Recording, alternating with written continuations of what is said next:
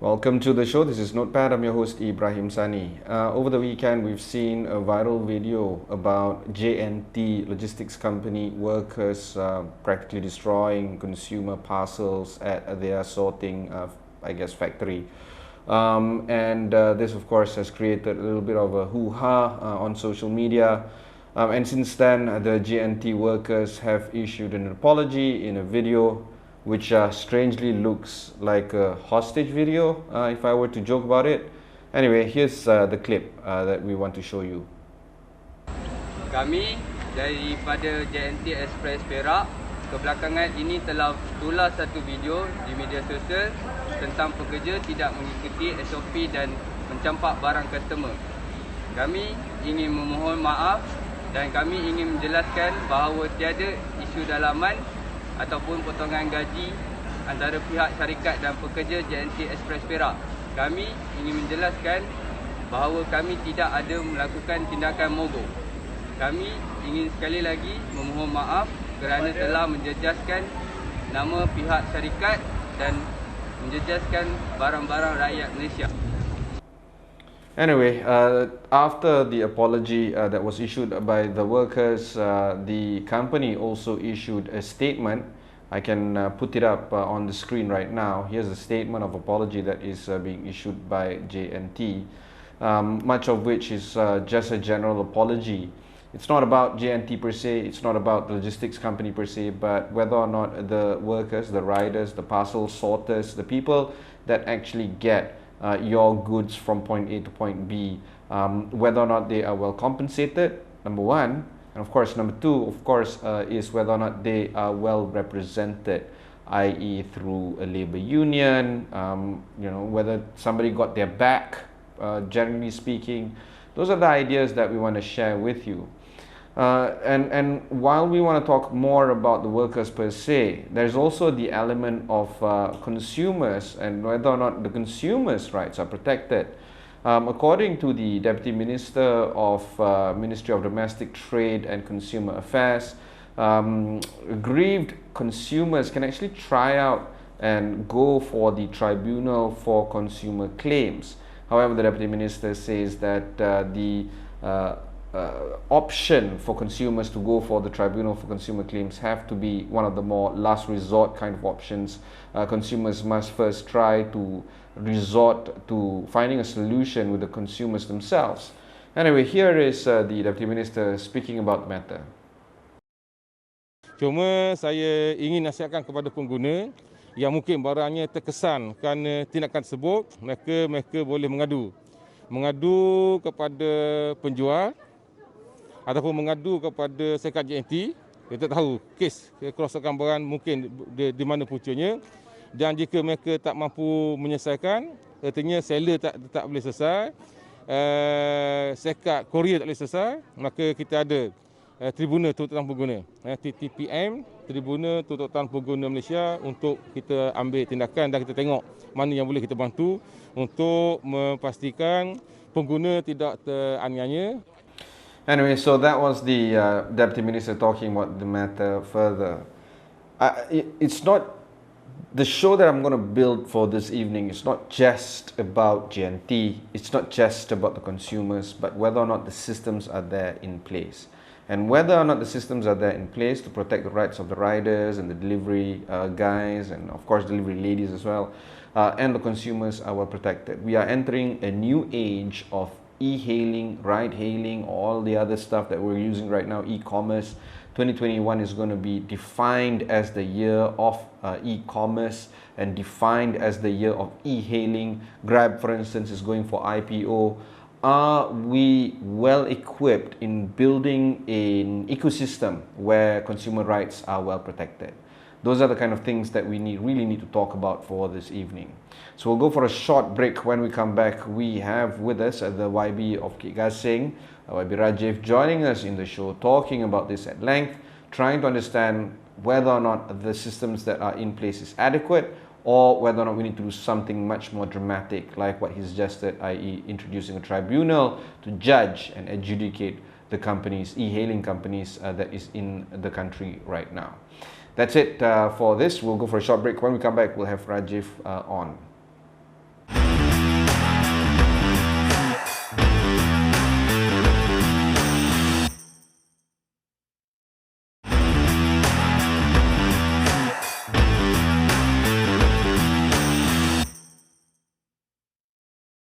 Welcome back. This is Notepad. I have with me on the line the YB of Bukit Gasing, Rajiv Rishyakaran. Rajiv, thanks for joining us. Late on Sunday, you sent out a statement saying that it's time for e-hailing companies to be created a tribunal to actually adjudicate the kind of ongoings of these companies. Let's understand first the proposal that you are making before we jump into all the other questions first. Go ahead. All right, so we have an industry that has boomed in recent years. We have a number of e-hailing companies and p-hailing companies, and that's what the government terms companies like Grab, Food Panda, Lala Move, Mr. Speedy, and so on. E-hailing is when these vehicles carry passengers, and p-hailing is when they carry parcels, be it your food, documents, or any other kinds of parcels. So both p-hailing and e-hailing companies have grown in recent years, and there's about an estimated 400,000 motorbike riders and car drivers, as well as a smaller number of van and other vehicle drivers that help make things work in this industry. So this industry is booming, and the call for a tribunal is to help adjudicate differences that arise between the riders and the platforms. And I think this is timely that the government steps up and gets this done to protect the interests of these 400,000 odd drivers and riders. Yeah, that's the main point that I'm trying to get at, because yesterday we saw the Deputy Minister of Domestic Consumer saying that if there are people aggrieved, they can go on for the tribunal for consumer claims. And of course, what he's trying to address is if there is a consumer that is aggrieved, there is a tribunal for it. But what you're trying to propose is something that is different. You're not, while we have mechanisms to protect the consumer side of it, it's about the workers that you need to think about now. And, exactly. And is this tribunal trying to address that kind of segment of the population? Exactly. So as a country, as a government, we already are familiar with tribunals. We have tribunals for all sorts of things as it stands, including the one that you just mentioned, the consumer tribunal. So if I'm a consumer, I buy a device and it doesn't work according to what it should, and the company doesn't want to service it or repair it, I can bring that shop to the tribunal and get my money back or get my product fixed. That has been established for quite a number of years. But this is another problem that the consumer tribunal does not service unless the government chooses to expand the scope of the consumer tribunal. That is the workers' side. Now, these so-called riders, they are partners of Grab, Food Panda, Lala Move, and so on. They are contractors. They are not deemed as employees, although it is already arising in a number of Western countries that these partners should be considered as employees. Now, some of them work part-time. A lot of them work full-time in this industry, and thus they deserve some level of protection. And I think the government should step up to ensure that these guys who depend on these businesses for their rice bowl, their source of income, it's about time we put in some protection for them to give them avenues to address their concerns. Now, if you're an employee out there and you get terminated by a company or demoted by a company for whatever reason, you could take legal redress in the industrial court. That's available to you as an employee. Now, what about these guys who are Grab drivers full-time? What about the guys who ride motorbike for Lala Move full-time? Do they have such recourse? Now, the recent incident that's on everyone's mind that I think went viral all over WhatsApp and social media is what happened with J&T.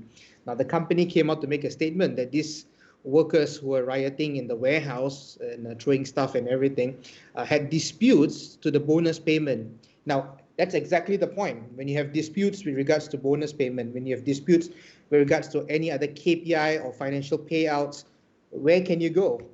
Is your only source of channeling your frustration to throw a riot in the warehouse? I think that should not be the way.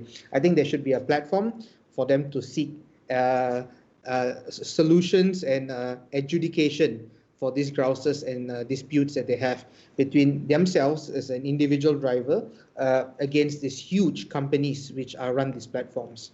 When we had the CEO of Food Panda Malaysia on this show a few weeks ago, I was talking about a parallel to this, which is California Prop 22, which talks about how we can classify the gig workers not as contractors but as employees. But as we can all know now, during the November 2020 vote, that proposition was defeated. Basically, they are continued to be classified as contractors.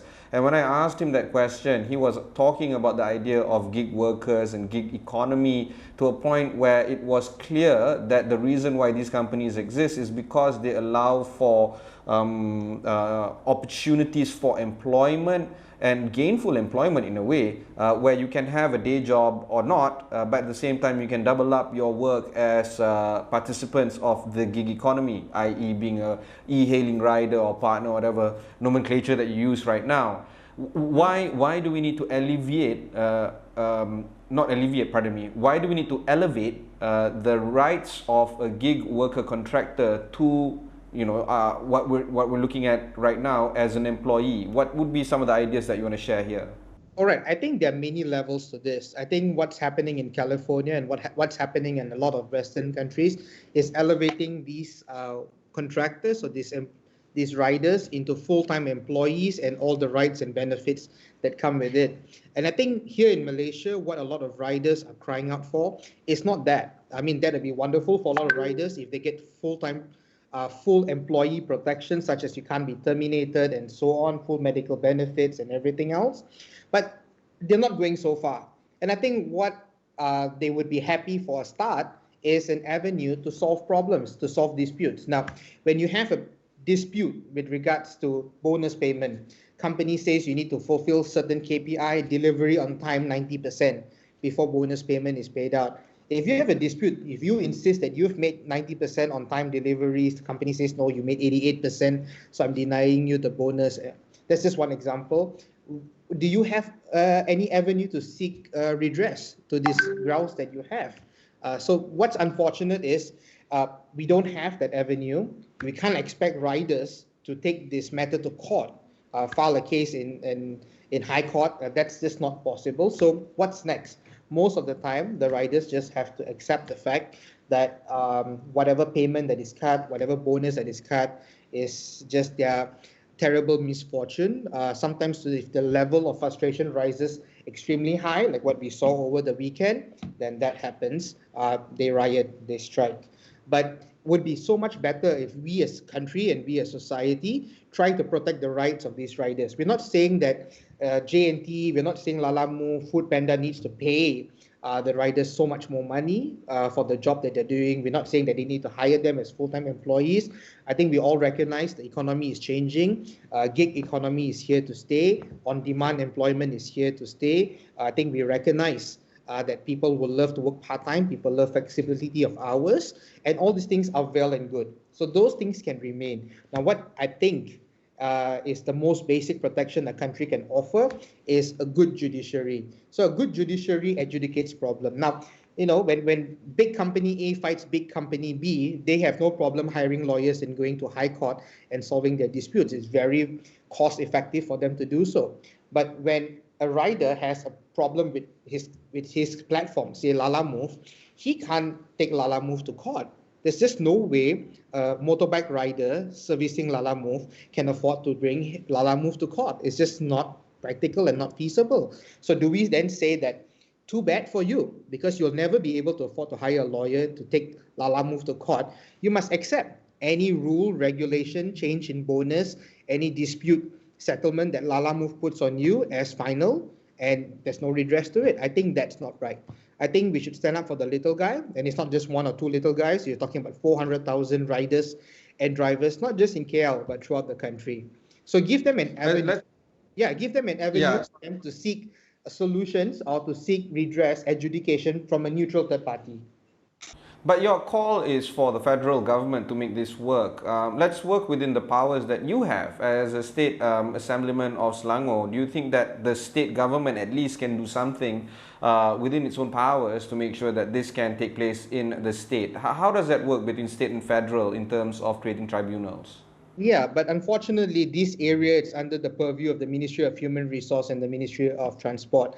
Our constitution is such that these powers are delegated to the federal government. The state government has plenty of powers, but not in this aspect. And thus, it's why I call on the federal government to set this up.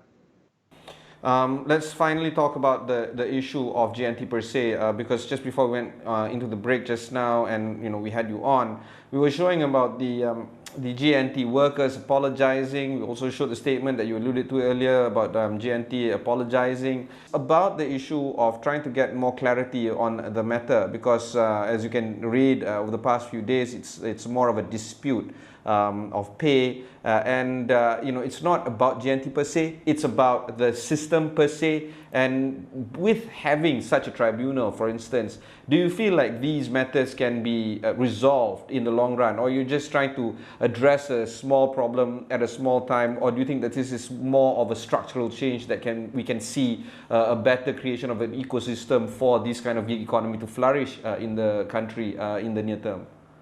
Okay, I think if you create a tribunal, two things will happen. I think the first thing is these big companies will be more mindful in how they solve disputes with their riders. So currently, all these companies from Grab, Foodpanda, Lalamove, J&T, they have the final say in any dispute management.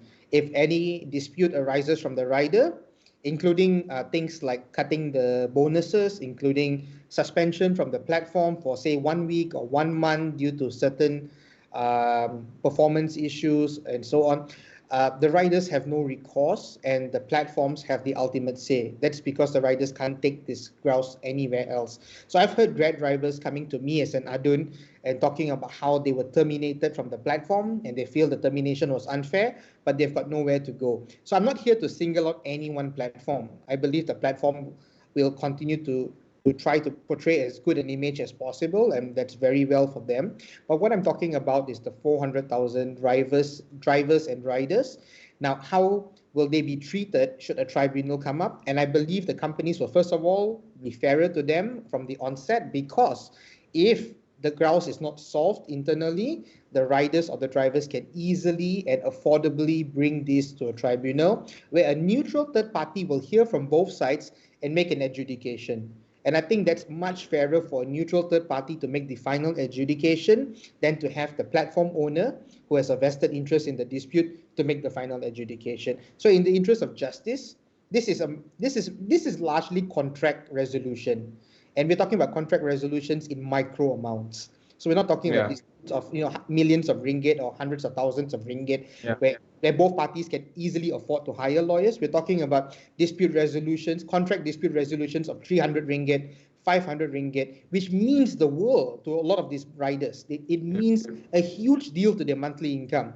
And if we provide that platform for these disputes to be resolved and addressed and judged by a neutral third party, I think we'll be a much fairer country, a much fairer society. So yes, gig economy is here to stay. I'm not trying to take away from that, but we need to be fair to the 400,000 people working in this gig economy.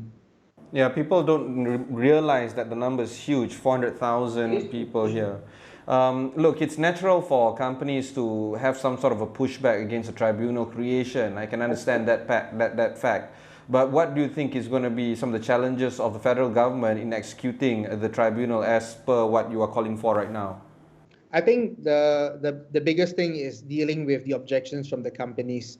I'm sure there'll be a lot of lobbying. A lot of these companies have established very strong lobbying tentacles into the government to enable them to get their businesses up and running in the first place. So I think that'll be the biggest challenge of all. I think the second one is to get the ministers, both Minister of Transport and the Minister of Human Resources, to pay attention to their work and not just endlessly politic and scramble for their survival in their Perikatan government. And if they pay a bit of attention to this scope, which is under their jurisdiction, I think it should not be too difficult to get a tribunal up and running in a matter of months.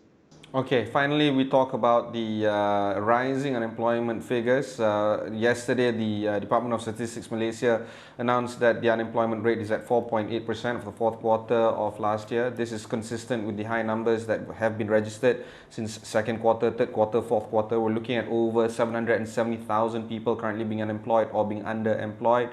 This number doesn't seem to, shrink in the first quarter of this year. I mean, I have no data for this quarter, but you and I would apply common sense, and we would know that the number is going to be still about 700,000, 800,000 Do you feel that we are putting the risk of the livelihood of these 400,000 currently employed ride-hailing drivers at a risk if we proceed with a tribunal like this, because we might spook these kind of hailing companies? No, I really don't think so. I really don't think we will spook these companies. I think in Malaysia, this is not 5 years ago. These companies are well established in Malaysia. Food Panda, Grab, Lalamove, Bungkusit, Mr. Speedy, the list goes on and on. They are well established. It is not about deterring new investors to come in and set up platforms. It's about providing some amount of protection to the existing riders. We will not change the financial model of these companies too largely, because we're not talking about forcing them to pay certain medical insurance. We're not talking about forcing them to pay a certain higher minimum wage. We're not disturbing any of that with this suggestion. We're just talking about dispute resolutions here. I really don't see that reducing the employment. And in fact, at this time of high unemployment, where the number of riders is higher than probably what the system needs, this is extremely important to protect the riders who are vulnerable, because platforms have no problem dismissing riders that are problematic in that sense. Platforms have no problem just discarding riders that they do not want, because there's the ample supply of new people always trying to get in. So all the more reason to protect the interest. I'm not talking about changing the business model upside down. I'm just talking that if you promise a certain incentive, you should be honoring it to the riders. I think that's the fundamental contract law that should be upheld. And the only way to enforce this is you must have a tribunal, you must have a mechanism where a third party, a neutral third party, can adjudicate and decide on disputes. Thank you, YB. Final question, how do you think you're going to move forward on this one, other than the statement that you're coming on air right now and talking about this? What's the next step to make this a reality? I call for it. I mean, I'm grateful that you've given airtime to this topic. I think it needs to be discussed. I'd be very happy to talk about it on any other media. But for now, there are two ministers that are sitting at the seats of the Ministry of Human Resource and the Ministry of Transport. They should do their job. If not, we'll be working very hard to replace them very soon. Thank you very much. That was YB Rajiv Rishyakaran, the ADUN for Bukit Gasing. We are going to continue to keep this issue we talked about on the show. As per normal, this is a show that talks about technology as well as business, and perhaps this is one of the more pressing issues that needs to be resolved right now. If you've missed any part of this interview, just head on to Astro AWANI, look for Notepad over there. Also, you can search for J&T on astroawani.com. There are plenty of news covering this topic on this matter as well. Until then, thanks very much for watching, and goodbye.